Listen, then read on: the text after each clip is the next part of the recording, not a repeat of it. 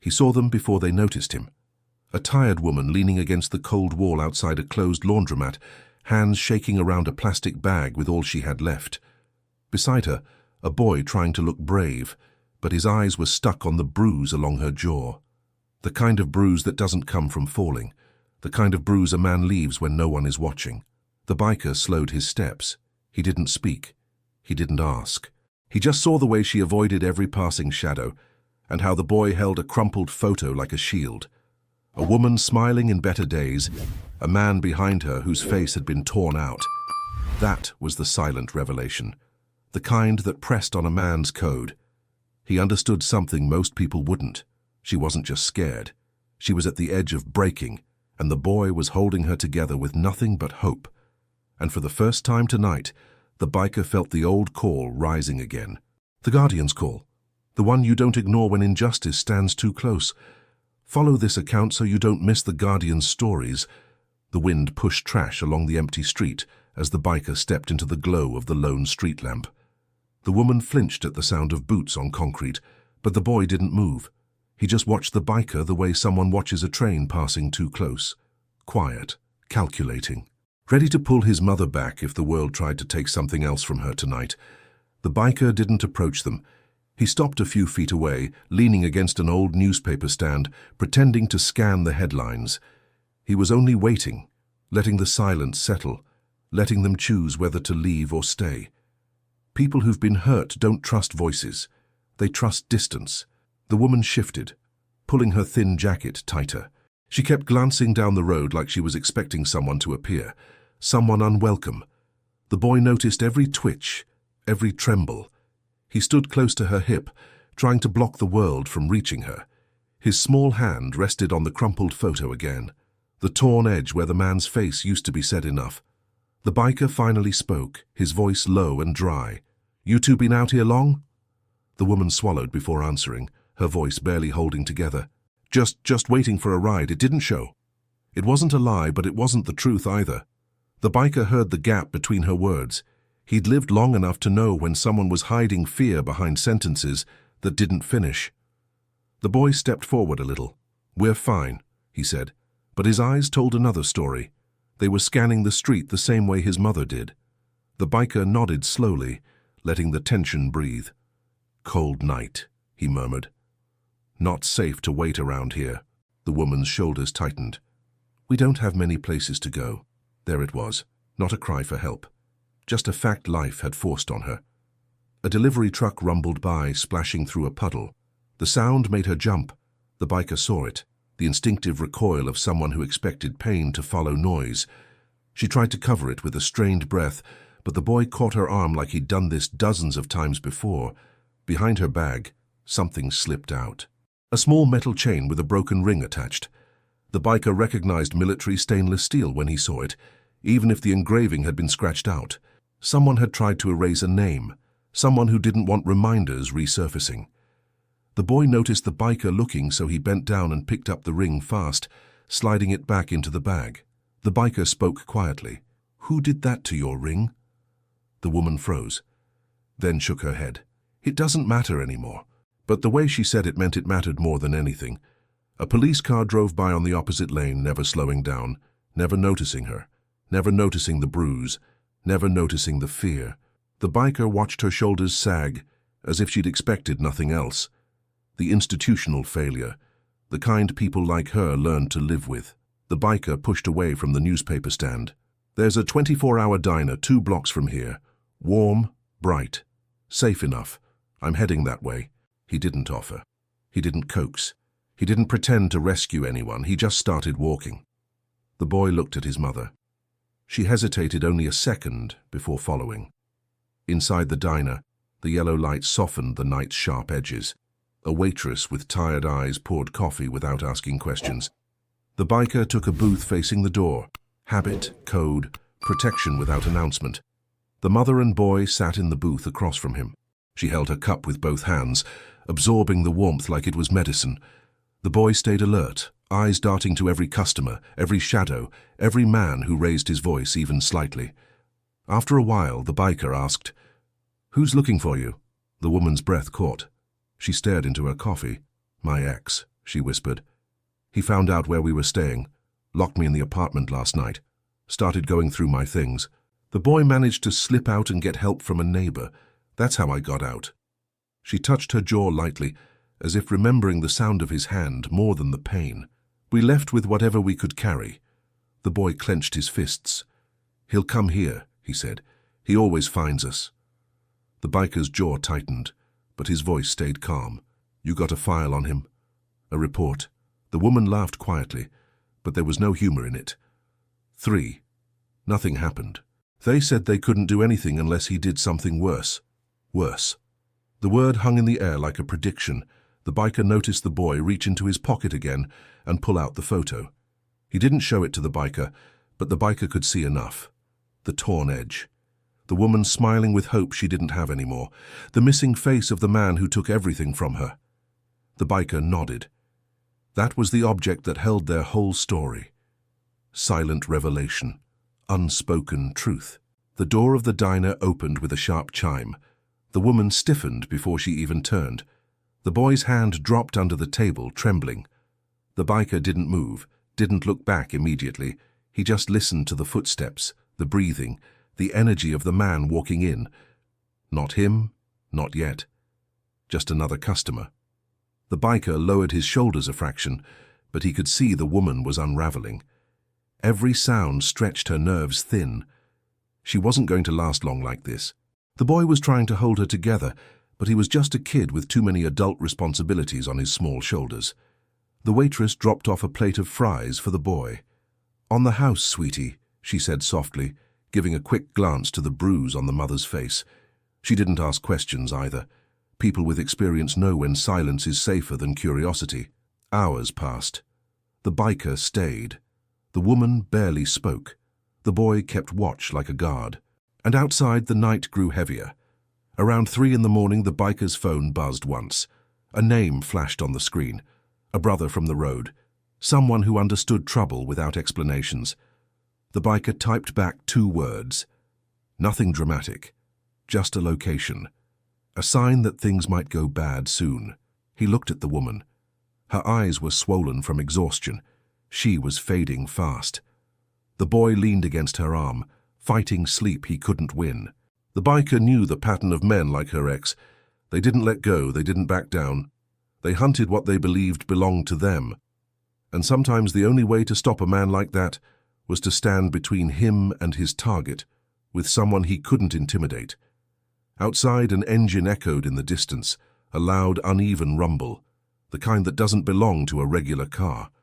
The boy lifted his head instantly. The woman whispered, "He found us." The biker didn't stand. He didn't tense.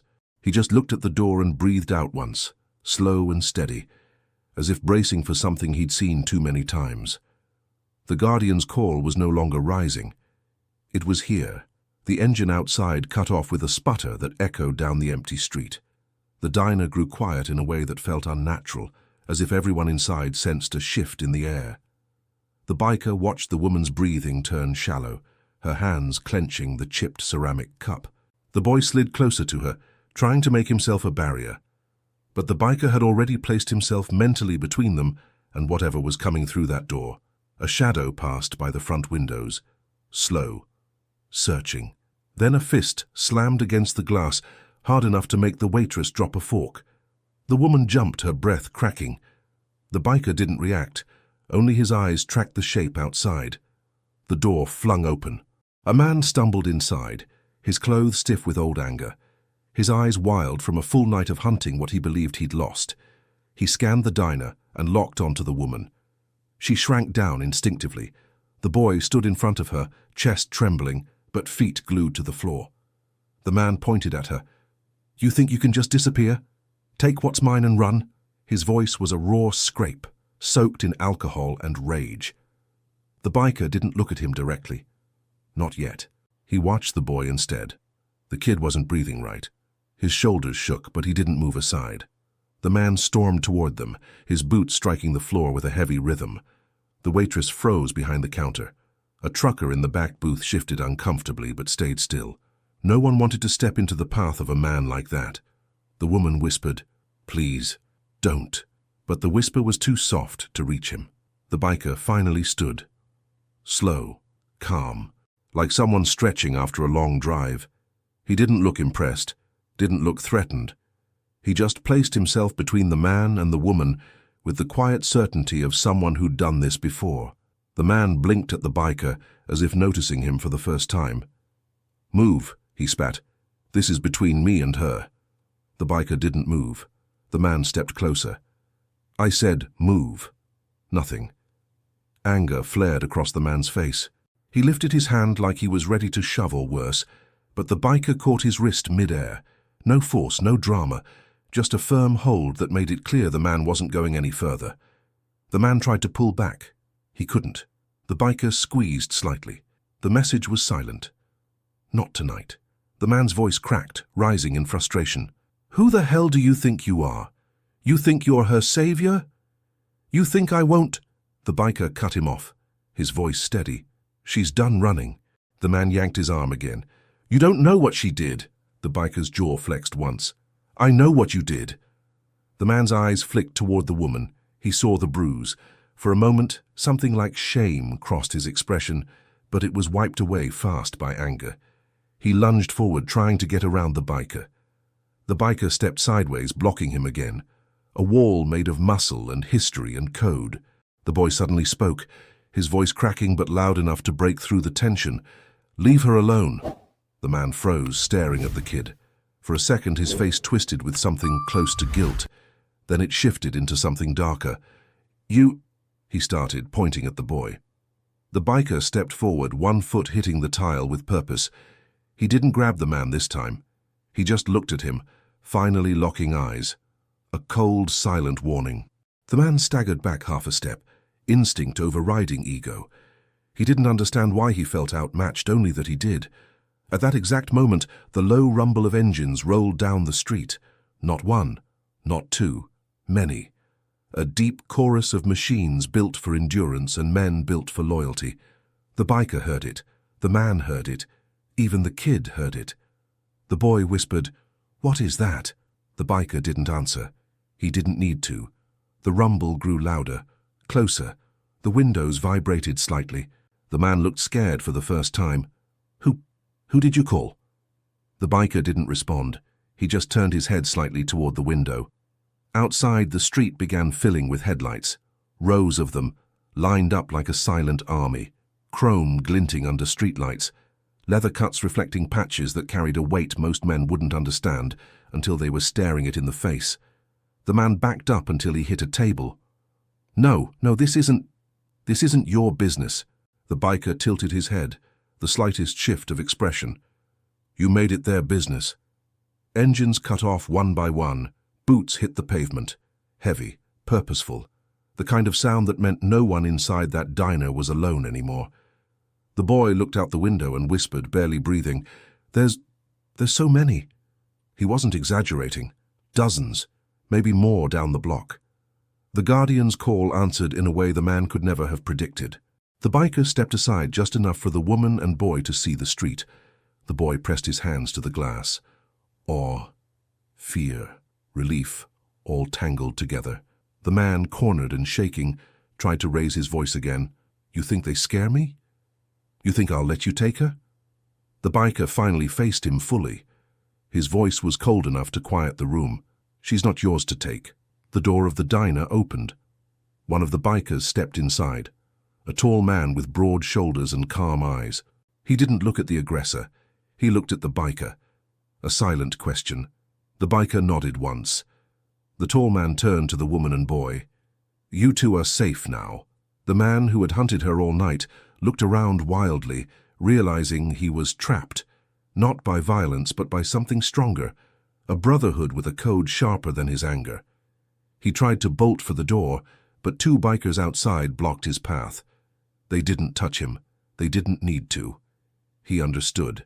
Inside the diner, a silence settled. Heavy, certain, inevitable. The woman covered her mouth, tears slipping down her face. The boy looked up at the biker with something like disbelief, as if he didn't know adults like this existed. The biker didn't look at them. He kept his eyes on the man who had terrorized them, waiting for the moment he'd stop fighting the truth. It didn't take long. The man's breathing turned shallow, almost panicked, as he looked from one leather cut to another. Every patch outside the diner window carried years of loyalty, scars and quiet discipline. He wasn't facing thugs. He was facing men who had learned to stand between danger and the vulnerable long before tonight.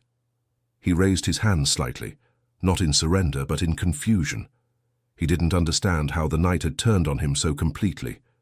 "She's lying," he muttered. "You don't know her. You don't know what she—" The biker cut through his excuses with a single look. No words, no argument, just a stare that said the time for explaining was over.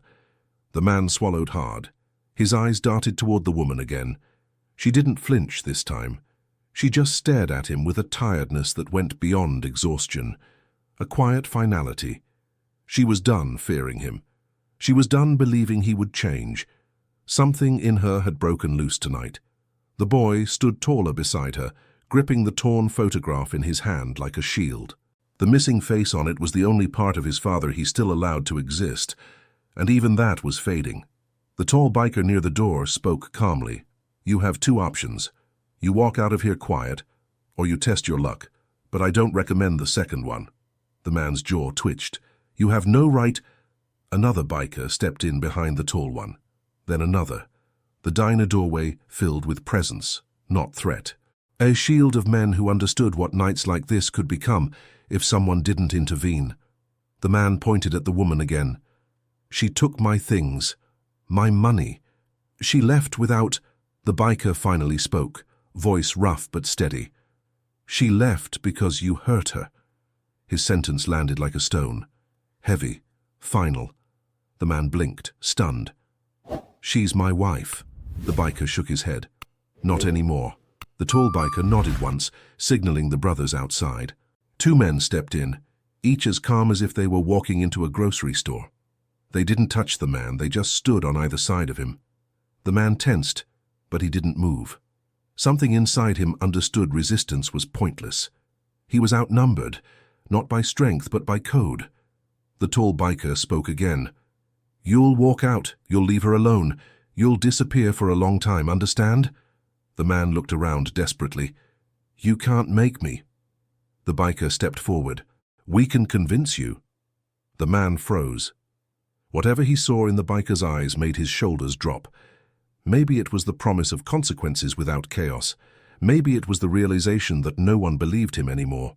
Or maybe it was the simple truth that the woman behind him finally had someone who wouldn't look away. The tall biker pointed toward the door. "Time to go." The man swallowed his pride, his fear, and his last ounce of defiance. He walked out. The brothers outside formed a corridor of leather and silence, not touching him, not threatening him, just guiding him with presence alone. When the door closed behind them, the diner went silent again. The waitress exhaled shakily. The trucker in the back rubbed his face, relieved the situation hadn't turned into something darker. The woman covered her face with her hands and let out a long, quiet sob. Not loud, not dramatic, just the release of someone who had carried too much for too long. The boy didn't cry. He just stood there watching the biker as if trying to understand the kind of man who shows up when the world stops caring. The biker returned to his booth. He didn't comfort her, didn't say she was safe now. Words like that didn't belong to men like him. He just sat, hands resting on the table, eyes steady on the door. One of the brothers approached the woman gently. "We'll make sure he leaves town tonight," he said. "He won't come near you again." She nodded, still shaking. "I don't have anywhere to go," she whispered. "You will," the brother replied. "Tonight you rest." The biker glanced at the boy, who was still clutching the torn photograph. "Let me see it," he said quietly. The boy hesitated, then handed it over. The biker studied it for a long moment, the mother smiling bright, full of life. The boy younger, a man with a missing face. The tear wasn't clean. It was jagged, torn with anger, not scissors. The biker slid the photo back. "You don't need him in that picture," he said. The boy nodded slowly, understanding more than he could express. Outside, the engines began rumbling again, not loud, controlled, waiting for a signal. The biker pulled out his phone and sent a short message. Within seconds, more headlights approached from the far end of the street, a line of bikes stretching into the darkness. The woman whispered, "Why are they here?" The biker answered without looking at her, "Because the boy asked for help. Because you needed someone to stand for you. Because the world doesn't get to break people and walk away." She stared at him, emotions flooding her face. Fear, relief, disbelief. "You don't even know us." The biker finally met her eyes. "I know enough." The boy stepped closer to the biker, his voice small. He would have hurt her again. The biker nodded. "Not tonight." The door opened again, letting in a gust of cold wind. A biker with silver hair walked in carrying a jacket, soft, warm, clearly used but cared for. He placed it gently on the table in front of the woman. "You'll need this," he said. "Road gets cold." She brushed her fingers over the fabric, overwhelmed. I can't take this." "Yes," the silver-haired man said. "You can." The boy stared between them, eyes wide. Something was shifting in him. Hope, the kind that comes from seeing strangers act with more decency than the people who were supposed to protect you. The tall biker addressed the biker at the booth. "We got a place for them. Safe house. Warm. Clean. They can stay till they get sorted." The woman whispered, "Why are you doing this?" The biker didn't answer. He didn't need to. The brothers answered for him, with silence, loyalty, and the quiet certainty that some people deserved a road back to dignity. Outside, the engines quieted again, waiting. Inside, the night felt different. The boy held his mother's hand tighter. For the first time all night, she let herself lean toward safety instead of fear. The boy kept glancing at the window, watching the silhouettes of the bikers outside. Their presence wasn't loud or chaotic. It was structured, calm, almost protective. The kind of presence a child notices when he's spent too long around men who only brought danger. The woman wiped her eyes with the sleeve of the borrowed jacket. Her hands were still shaking, but there was a steadiness returning to her breath. The biker saw it. He also saw the exhaustion layered beneath it. Strength like hers didn't come from choice. It came from surviving what should have broken her. The tall biker leaned against the counter, speaking quietly with the waitress, who nodded and began packing food into paper bags. Sandwiches, fruit, anything warm. She wasn't doing it out of pity. She was doing it because she too recognized the weight resting on the woman's shoulders. The boy approached the biker slowly. "Are they, all with you?" The biker answered with a single nod. The boy swallowed. "They came here because of us? Because of what was happening to you," the biker said. "Nobody should face that alone." The boy looked down at his worn sneakers. "Nobody ever came before." The biker didn't comment on that. Some truths don't need acknowledgement. They just need to be replaced with better ones. Outside, a few bikers rearranged their formation, making sure the street stayed clear and quiet. No onlookers, no interference, just discretion and protection. The silver-haired biker returned with a small backpack. "Found this in the truck," he said softly to the woman. "Just basics. Clean shirt, toothbrush, that kind of thing. You can keep it." Her voice cracked as she tried to refuse. "I can't take all this. You don't know me, you don't know—" He interrupted gently. "We don't need to know your past to care about your future." She covered her eyes again, overwhelmed. The boy placed a hand on her back, grounding her. The biker at the booth watched silently, his expression unchanged. He wasn't doing any of this for gratitude or recognition. He wasn't looking for thanks. He just recognized injustice and stepped into its path the way a man does when he's lived through something similar. The tall biker approached him. "Safe house is ready. We cleared 2 rooms. It's quiet. Secure." The biker nodded once. "Good." The woman looked at the biker again, cheeks damp. "Will he come back? Will he try again?" "No," the biker replied simply. "He won't." Something in his tone told her it wasn't a guess. It wasn't a hope. It was a certainty forged from a lifetime of dealing with men like her ex, men who believed fear was ownership. The boy tugged lightly at the biker's vest. "What's going to happen to him?" "We'll make sure he learns distance," the biker said, "and respect." The kid nodded slowly. He didn't need details. He just needed assurance that the cycle was over. After a long silence, the woman whispered, "I don't even know your name." "You don't need to," the biker replied. Names weren't part of nights like this. Actions were. The waitress came over with the packed food. "For the road," she said. "Don't argue." The woman accepted it carefully, murmuring a quiet thank you. Her voice still trembled, but there was life in it now, not panic. One of the bikers outside tapped on the glass lightly. Not a warning, just a signal that the street was clear and ready. The tall biker gestured toward the door. "We should go while it's calm." The woman stood slowly. Her knees wobbled. The boy steadied her. She gave the biker a small nod of readiness. Then something unexpected happened. The boy stepped closer to the biker, hesitant but determined. He reached into his pocket and pulled out the torn photograph again. Instead of holding it like a shield, he held it out. "For you," he said. "You kept us safe." The biker didn't take it immediately. His eyes dropped to the photo, to the torn edge where the father's face used to be. The kid wasn't giving away a memory. He was giving away a weight. The biker accepted it quietly, sliding it into his pocket. No words, just acknowledgement. The boy blinked rapidly, and for the first time since the biker had met him, he looked like a child instead of a guard. The biker rose from the booth. "Let's go." The woman and boy followed him out the door. The night air was cold, but the street was no longer hostile. Rows of motorcycles lined the block, chrome catching the light from the diner's sign. The engines were idle, riders waiting with patient stillness. When the boy stepped outside and saw how many bikers were actually there, not dozens, but closer to 200, his breath caught. His eyes filled instantly. Not with fear, not with shock, with something he had never felt from a crowd before. Safety. He wiped his face with the back of his hand, embarrassed, but one of the older bikers crouched slightly and said, "Nothing wrong with being overwhelmed, kid. Means you're human." The boy nodded and looked up at the biker who had stood for them all night. "You brought them for us?" The biker shook his head. "No. They came because your mother deserved better." The boy's tears spilled again, slow and silent. He didn't hide them this time. And for the first time, the woman let herself breathe deeply, surrounded by people who would not let her fall. The group moved together down the sidewalk, the woman wrapped in the donated jacket, the boy close to her side, and the biker walking a step ahead.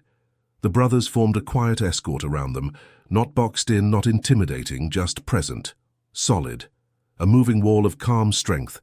But halfway down the block, the biker stopped. He heard it before anyone else did. The wrong kind of engine, revved too hard, too desperate. A familiar sound from earlier, but now louder, closer, more reckless. The woman froze. The boy's hand tightened around hers. The biker turned his head slightly, eyes narrowing.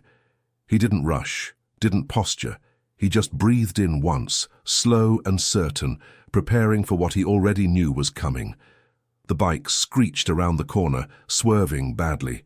The man was on it, face twisted with drunken rage, shouting words no one needed to hear to understand.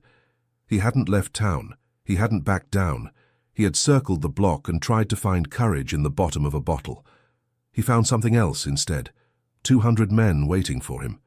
He saw them too late. His bravado cracked. He slammed both feet on the ground, trying to stop the bike. It wobbled, skidded, and nearly tipped over before he caught balance. His chest heaved as he stared at the line of riders before him. "Move!" he screamed, pointing at the woman. "She's coming home with me. You don't get to—" His words cut off when he saw the biker step forward. The street fell silent. The man swallowed hard. "I didn't do anything wrong," he said, but his voice was thinner now, stripped of confidence. "She's my wife. She belongs with me."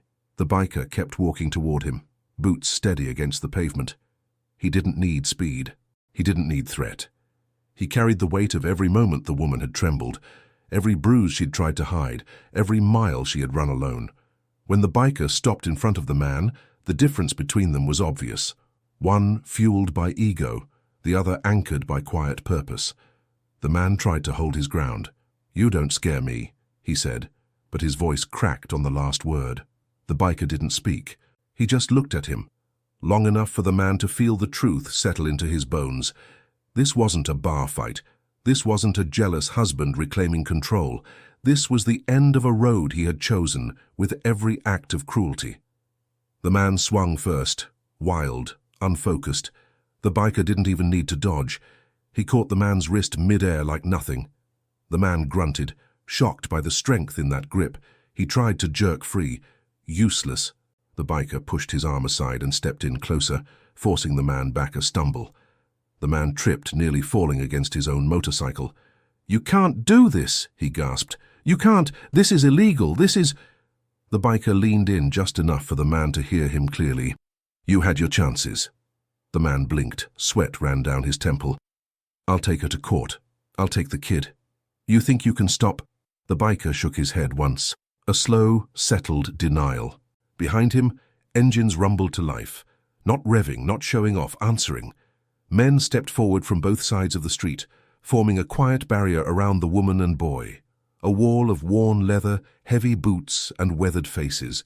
No anger, no shouting, just judgment. Real judgment.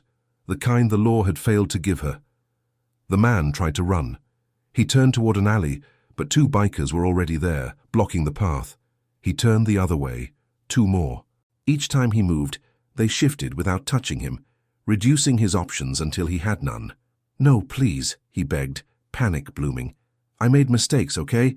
I messed up, but she's my family." "She was," the biker said. "Not anymore." The man shook his head rapidly. "You don't know what she did to me."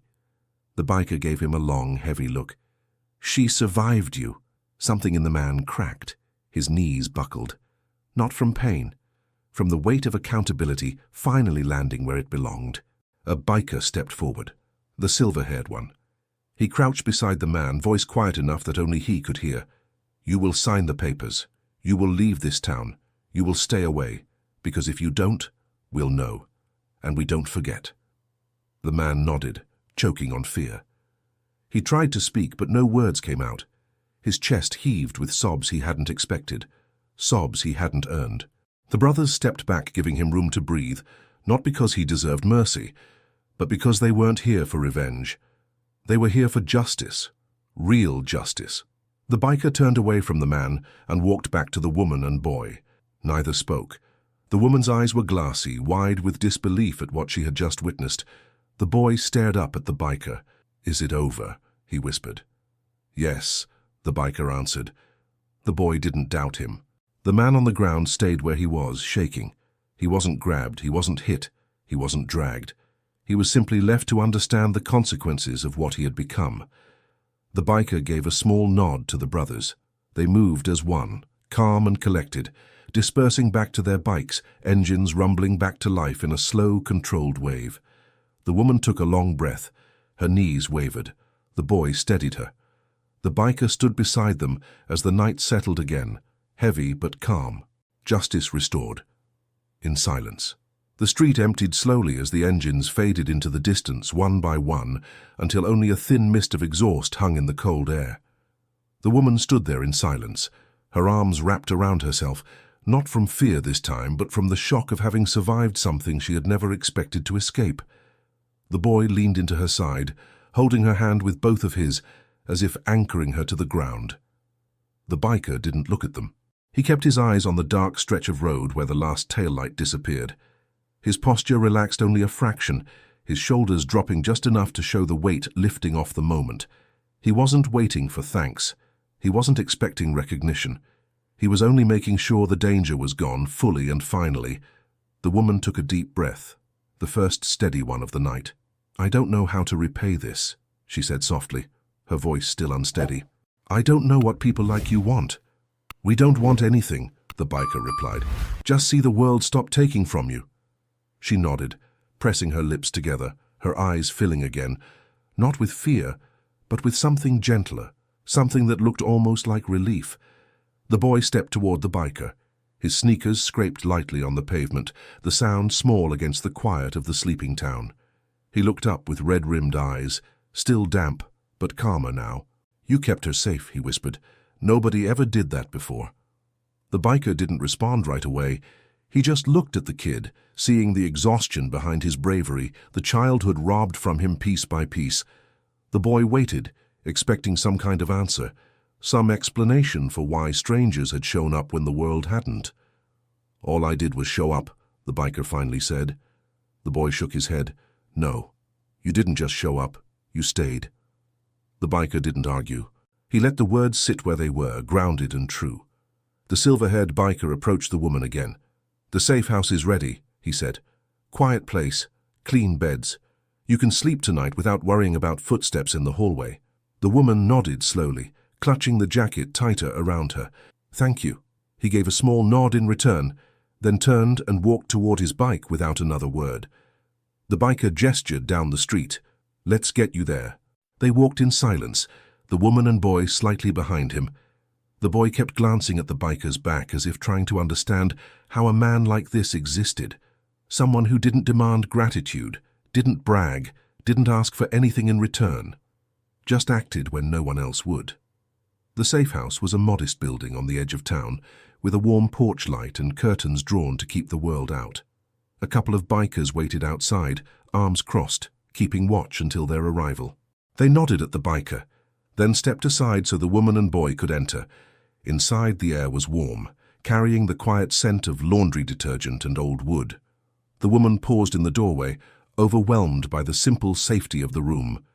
A real bed, a warm blanket, a door she could lock without fear. The boy walked in and stopped in the middle of the living room, turning slowly, as if seeing a place like this for the first time. "Is this really for us?" he asked. "For now," the biker said. "Long enough for you to rest."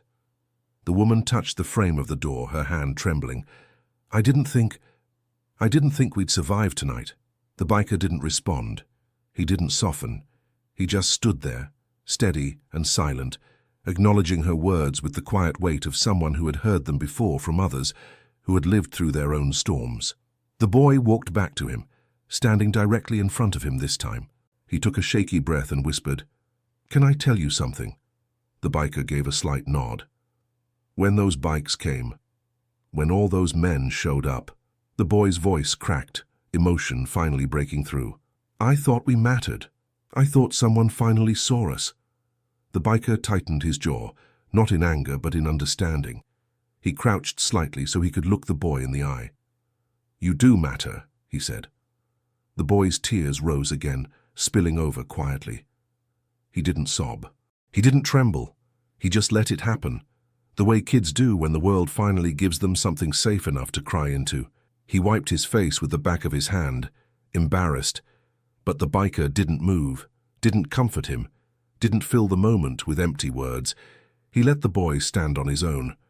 After a long moment, the boy stepped back and nodded. "Thank you," he whispered. The biker stood and walked toward the door, leaving space for them to settle in without him casting a shadow on their new calm. The woman watched him go, her eyes following him with a mix of gratitude and disbelief. "Will we ever see you again?" she asked. The biker paused at the threshold. "If you ever need someone," he said, "you know how to call." She nodded slowly, understanding the meaning without needing more. He stepped outside into the cold night, pulling the door closed behind him. The brothers waiting on their bikes shifted as he approached. Engines hummed low, ready for the road. He mounted his bike, the familiar weight grounding him again. The woman stood at the window, the boy at her side. They watched as the line of bikes roared to life, engines blending into a single steady pulse. The boy pressed his palm to the glass, not in sadness, but in recognition. The biker didn't look back. He didn't need to. Justice had been restored. Their night of fear was over.